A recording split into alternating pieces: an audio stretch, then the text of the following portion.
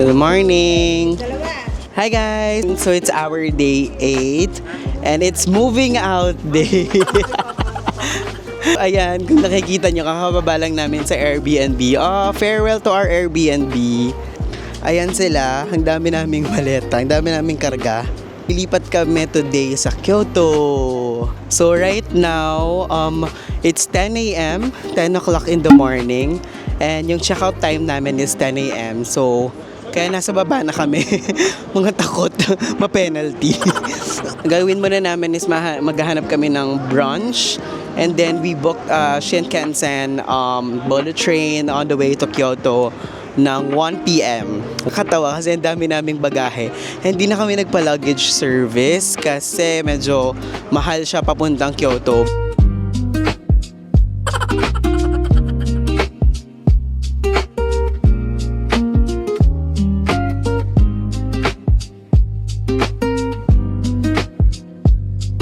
Shinasaka Station na kami and kakatapos lang namin mag-lunch. So, dito kami nag-lunch. Yan. Nag-lunch kami sa McDo. Ayan kami. Grabe, buhat-buhat namin yung mga maleta namin.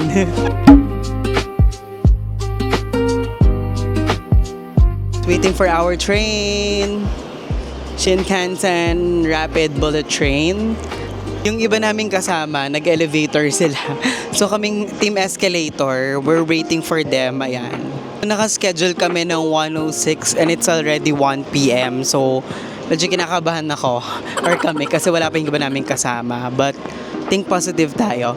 Ang bilis guys ng train na to kasi 15 minutes lang nasa Kyoto ka na.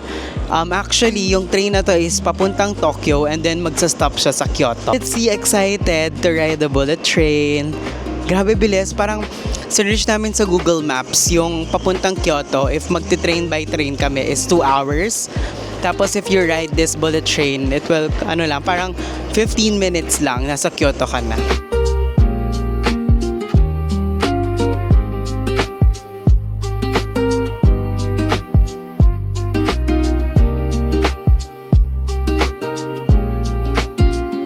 And yung nabook namin, tabi namin yung CR. Ayun sila. Tapos yung iba nandoon, nakatayo.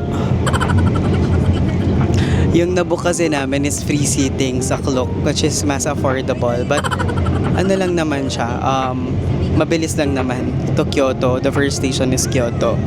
So yeah. Hi guys! Good afternoon. Ayan, nagre-red yung mukha ako.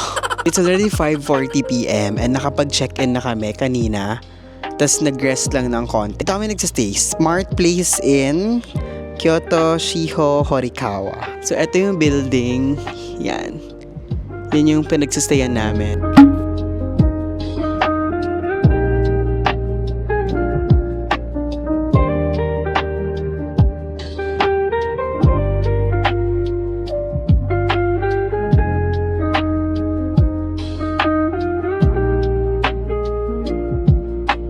Hi guys, napakalamig.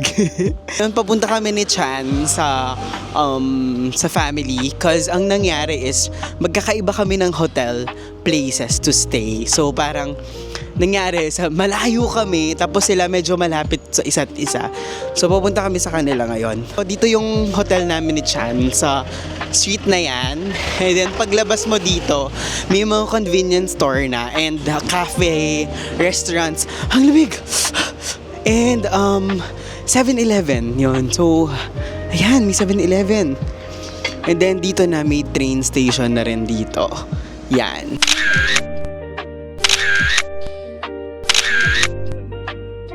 Bili muna kami dun sa 7-Eleven. Ayan siya. Ang laki ng 7-Eleven nila dito. Malapit dun sa hotel namin. Accessible yung hotel namin dito sa Kyoto kasi may dalawang family mart dun malapit. Tas may malaking 7-Eleven. Tas meron siyang kainan. Kasi yung mga 7-Eleven dito sa Japan halos parang walang kainan eh. 6:30 p.m. na dito sa Kyoto. Kita mo talaga yung yung yung pagkakaiba ng Osaka and Kyoto. Parang si Osaka medyo, I think, modern. Pagkapunta mo naman sa Kyoto, parang sasalubong sa'yo yung mga ancient or old, mga na-preserve nilang houses. Men, parang kang katabi ng hotel namin is bahay siya na traditional, very Japanese traditional house.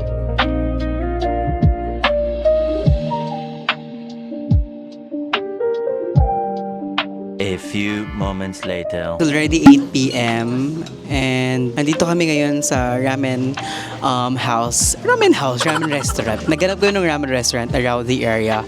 Actually, dapat may Ichiran ramen. Kaso ang daming nakapila. So napadpad kami dito. Buti na lang nakita namin yung Ippudo. Yung kila mama nandyan na. Hello, ma. Hello, let's eat. Ayan, sabihan mo ako pag masarap.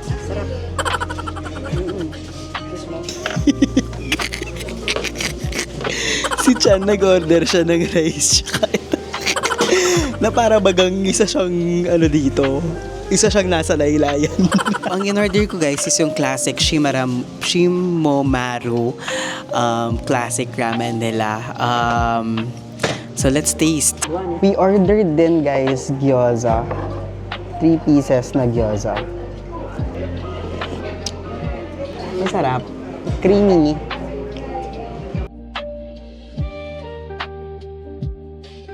So, pagpasensyahan niya na.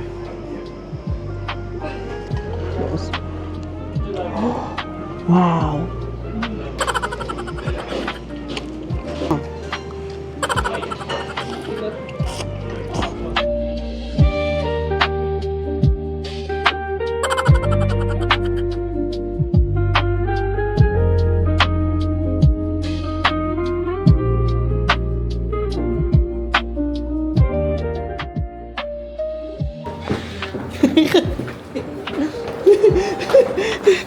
Kakatapos lang namin kumain. Ayan, dyan siya pababa. Sa Ippudo. Ask natin ang verdict ng mga tao. So, kumusta naman yung ramen Ippudo mo? Sobrang sarap. Solid. So, 1 to 10. 1 to 10, almost 10, 9.5. 10. The best So good, Japanese okay. ramen. Very, very yummy. Oh, masarap. Yan naman, 1. What? 8. Guys, grabe dito sa Kyoto. 8 p.m. pa lang. Look, sarado na almost yung tindahan or actually stores around it. Look, medyo wala na ring tao sa Kyoto ng gantong oras. So, that ends our day 8 for today. Tomorrow, maaga-aga kami. So, kailangan namin mag-aagang magising. Hi guys! Good morning! So, it's our day 9. Already 6 a.m. And, well, 6 a.m. naman talaga yung call time namin. And we're waiting pa sa iba. So, it's a full packed day today because it's our first full day in Kyoto. So, marami-rami kaming pupuntahan. So, right now, papunta kami sa hotel nila Tita, nila Darang Tess at Darang Lu, no? Susunduin namin sila. Tapos, magte-train na kami on the way to Fushimi Inari. So, yun yung first stop namin or first location namin dito sa Kyoto, yung Fushimi Inari. So, since maaga kami ngayon, 6 a.m., ayan, wala pang tao sa daan. Puro nagbabike lang. Or may mga ilan-ilan ng tao, pero konti lang. Tara, let's go! Hobby namin magtukpo. Hobby namin tumakbo kapag palapit na yung pedestrian. It's a Wednesday today, so sana wala masyadong tao.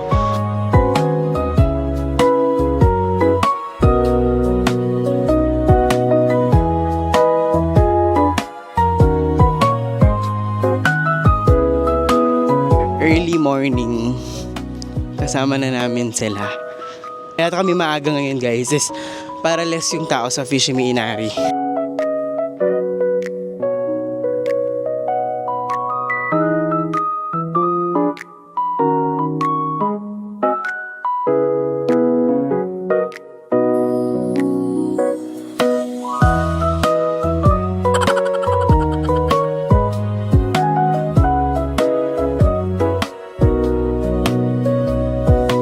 Kakababa lang namin sa Fushimi Inari Station. And ang dami na namin kasabay na tourists. And it's already 7:30 a.m.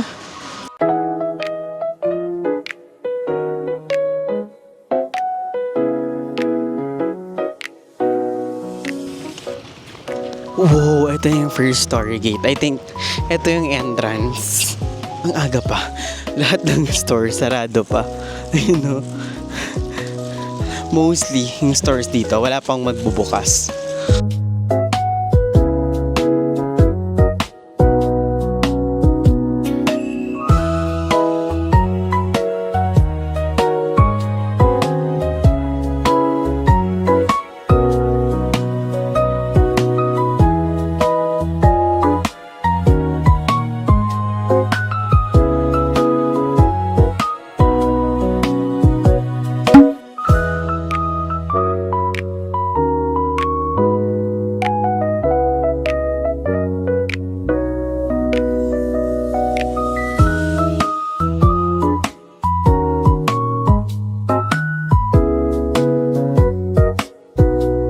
So, ang sabi nila guys is kailangan maglakad para wala masyadong tao.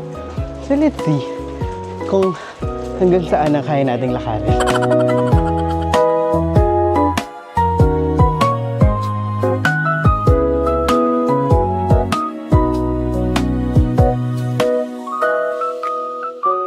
Guys, medyo malayo-layo na rin ang aming nilalakad. So, iniwan ko na rin sila dun sa likod.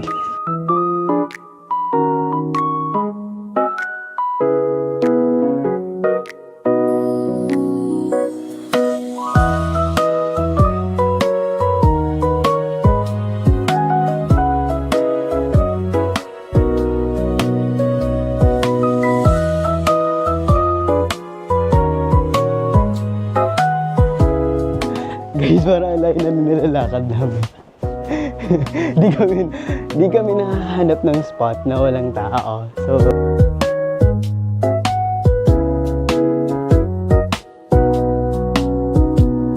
So guys, grabe. Ang layo na nilakad namin, pero 40 minutes away pa daw. Papunta dun sa Tuktok. So, baka wag na lang. Yan, kasama ko sila mama. Yan si papa. Si kuya. Kami lang yung umakyat.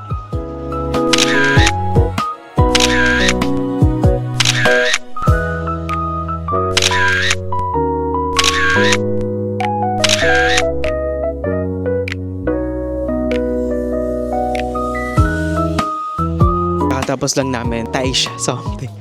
Fushi inigari taisha. Yung mga torii gates. Grabe, ang dami ng tao. Parang it's 9 a.m. pa lang and ang dami ng tao. So what more pa pag afternoon. Papunta kami sa next destination namin. Doon sa isang castle or pagoda. So let's see kung anong pwede nating tignan doon. Pahirapan ng spot na makakuha na walang tao. So, kung pupunta kayo dito, maging ready kayo na mag-line for the spot ng tao at 9 a.m.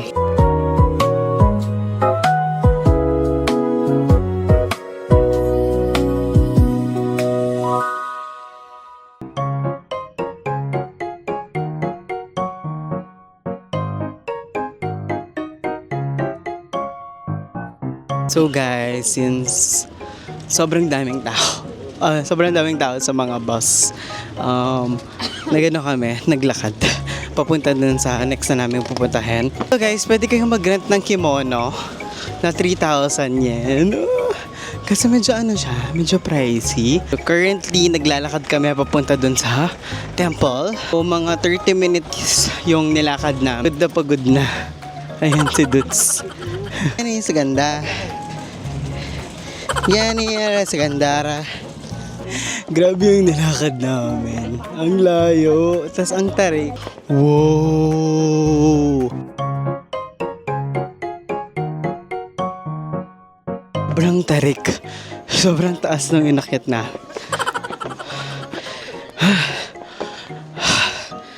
Sila Danay tsaka si Daralo nasa baba na hindi na kinaya yung taas nung akyatin mo. Worth it.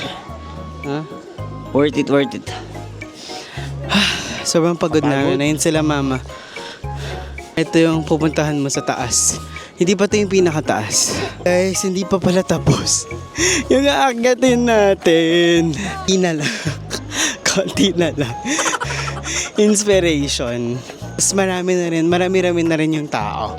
So, let's see kung ano pang pwedeng gawin dito.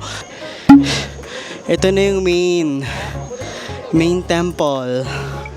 Wow!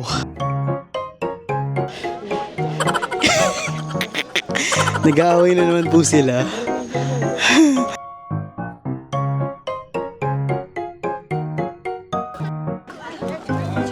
Guys, full bloom na rin yung cherry blossoms nila dito. Ganda.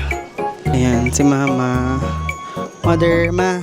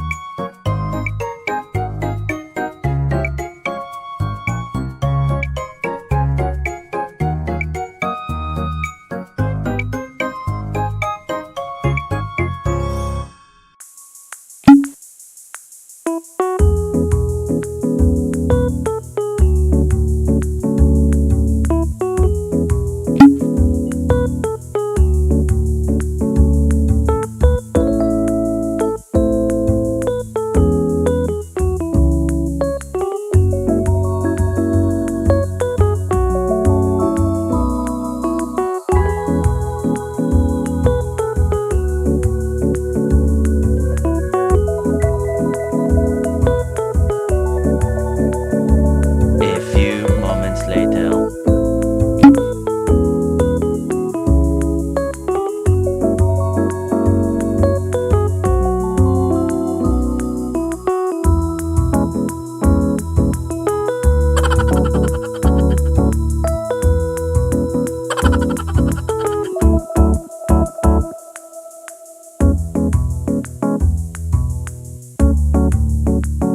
A few moments later. So, kakatapos lang namin mag-lunch and after namin mag-lunch, nag Starbucks. So, dito sa Kyoto. Ang ganda dito. Ang ganda. Oh my goodness! Oh my goodness! So guys, umuwi na sila. Halos. So kami na lang yung natira. Yan sila ate, mga bata. Umuwi na yung mga Thunders and si Kuya. So kami na lang yung maglilibot for today. Bigla-biglang umulan mga guys. So let's see kung ano mapupuntahan namin around the area. I think tabi-tabi lang dito yung mga temple. Guys, ayun na nga, umulan. Grabe, sana wag lumakas or tumila na yung ulan. Ayun, currently umuulan. Eh, wala kaming dalang payong.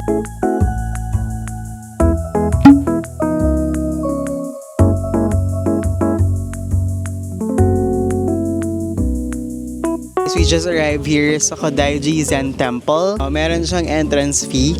So you can parang 600 yen yung adult and then 250 yung child. No! Ooh! So guys, pumasok na kami. Wala kaming choice. kung di pumasok. So pumili kami ng isang temple na papasukan since lahat merong bayad. So parang worth it naman to Kodaiji Temple kasi nakikita namin sa TikTok or Instagram yung photos. So guys, so full bloom na siya. Ganda. Ang ganda ng cherry blossom na to. Okay, so sundin natin tong tour route. Ganda siguro guys kung nakakimono ka dito na talagang picture-picture ka. Oh, cherry blossoms. Cherry blossoms, ang ganda. May ibang part dito ng Kodaiji Temple na work in progress or ginagawa nila. May mga restricted areas din, so bawal din puntahan yung mga yan.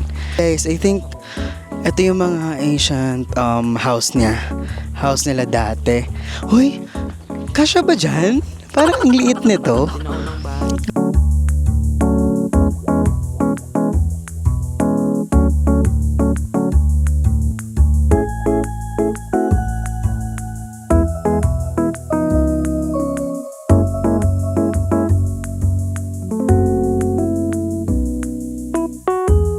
Tapos na kami mamalengke.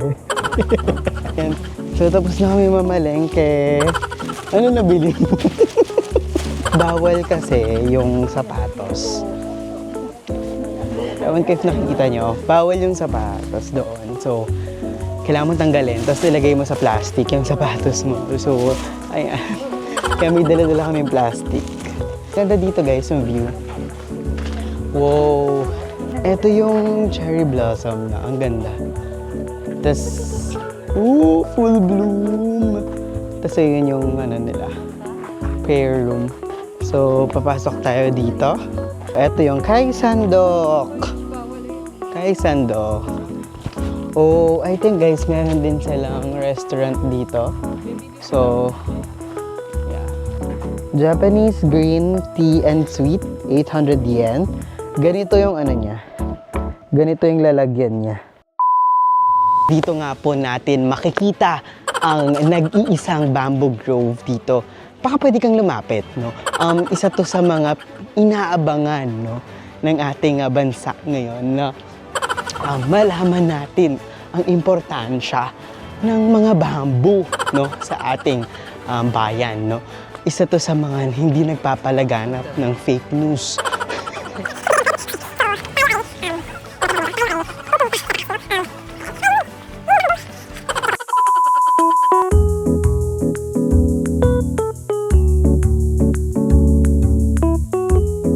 Grabe naman. Nagbayad na nga kami ng 600 yen. Pinagod pa kami. Note guys hindi to basta-basta stairs lang. Grabe ang laki ng steps. So saan yung exit? So pati buong pala siya. So kailangan mo mag-exit sa isang side. So mag-entrance ka sa isang side, mag-exit ka sa isang side. Gigigil ako. Ang cute no? Old Japanese house. Kahit pagod na kami. Wow, ganyan pala sila. Kita yung likod ng Buddha dito. Ayun yung Buddha. Okay, konti na lang guys. Pababa na kami. Wow, eto na yung bamboo forest nila. Pero guys, hindi pa ito yung pupuntahin namin. Like, pupunta kami tomorrow sa day 2 tour namin sa Kyoto. Nung sikat na bamboo picture na.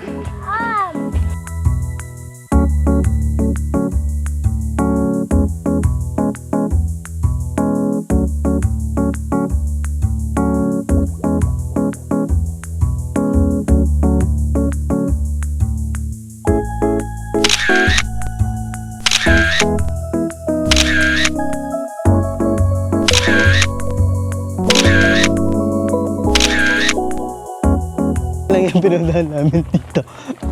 Yung cherry blossom, yung bamboo, ng mga temples. So, actually, 3 yung temples dito, guys. So, pinuntahan lang namin is yung isa, yung Kodaiji Temple. So, ito, guys, museum siya. And then, yung iba, temples na lahat. So, kayo, free yung museum if you wanna go there. Pa-exit na kami. Since it's already 3 o'clock p.m. So, medyo kanina pa kaming 6 a.m. lumalarga.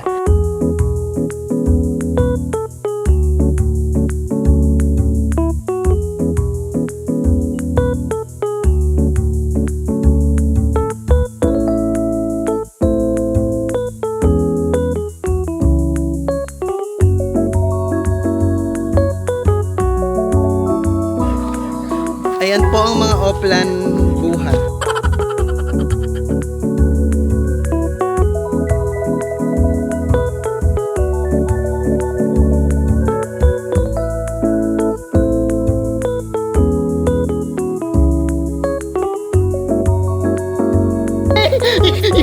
Oh my God!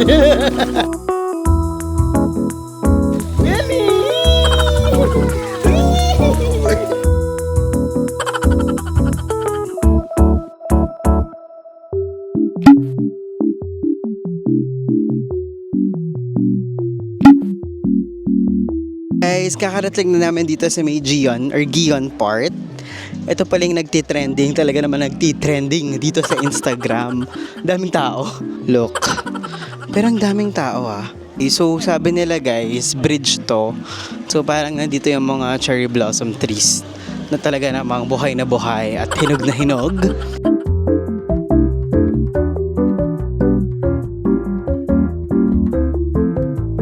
Linis ng tubig guys.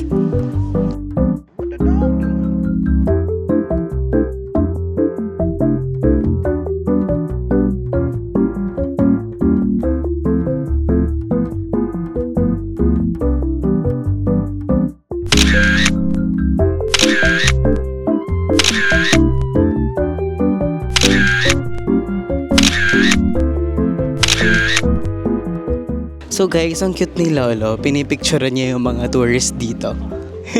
Ayun siya. Yung mga may mga houses pa dito.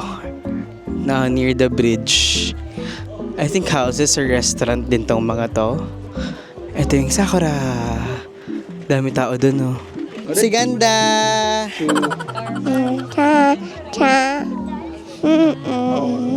Chan, chan, make me happy. It's an okay. And the harness I love you is to take a chance.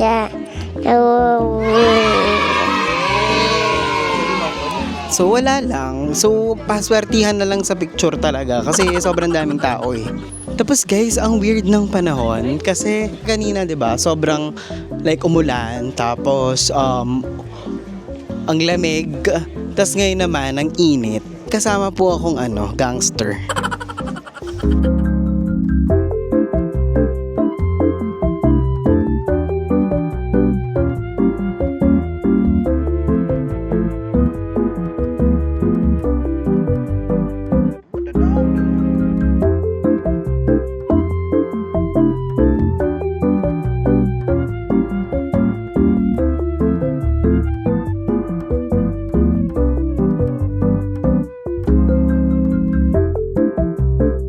A few moments later.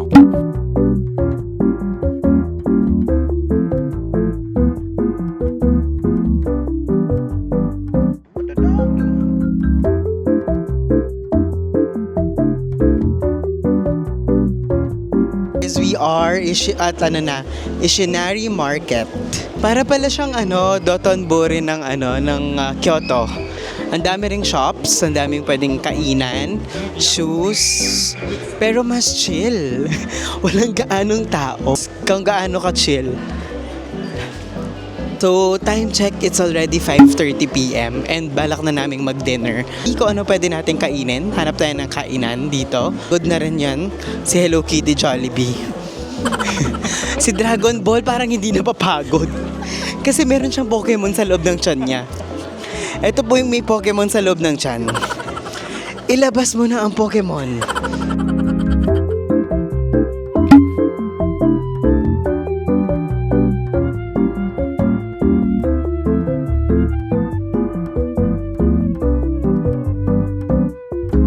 We are here at Yokatsu, Kyoto, Katsugyu. So itatry namin yung katsu na i-grill sa pan. Yan yung pan. Lang yung nandito. Sila Ate Lane, yan. Kuya Rich. Si Yana. Yani. And then si Chan. Dinner na kami dito kasi kanina pa kami. So kailangan na namin kumain. Gutom na kami. for today's videos. I think affordable. Mga 800 pesos yung isang gyatso set. Meron na yung rice, soup, and side dishes. 1,000 yen yung isang set meal. So later makikita natin.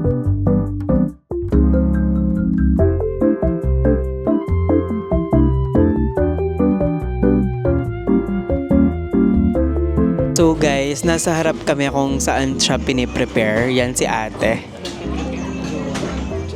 Ayan, dito kami. Yan sila. Damang-dama mo yung ano kaba nila kasi we are tasting their 5-course meal for today. Charot, eme. Guys, ito yung order namin. So ito yung katsu, tapos may sauces. May egg din siya kung saan mo siya isasawsaw. And then meron siyang curry. Rice, Japanese rice, the best. And then may soup. Kakaiba yung soup niya guys, hindi siya yung miso soup.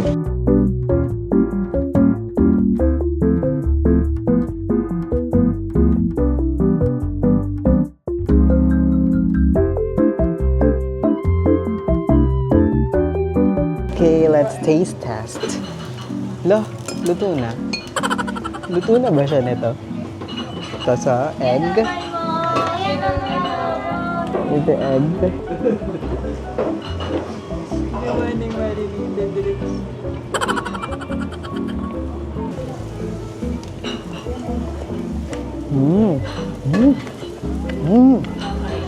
Masarap siya with egg.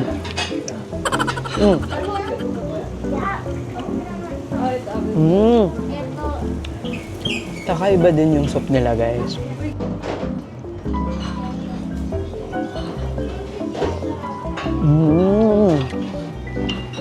The rice. Bilis lang siya maluto, guys. So, yeah. Kailangan piniflip siya agad. Parang yung wagyu din na tinry namin sa Osaka. Meat.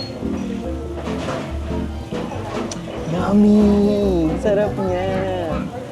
Try natin, guys, sa curry. Isaw-saw sa curry. Ito yung curry. Oh! Yummy. Ano?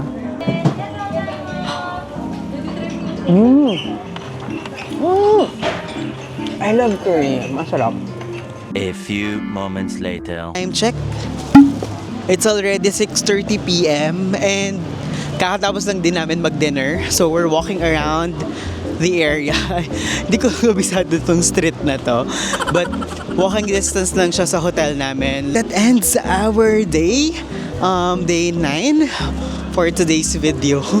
So, very productive day, I think. From 6 a.m. to 6:30 p.m. Namin yan sa hotel, pahinga na, and sleep. And then, maaga ulit tomorrow for our Kyoto Day 2 tour. So, I'll see you guys later. Bye!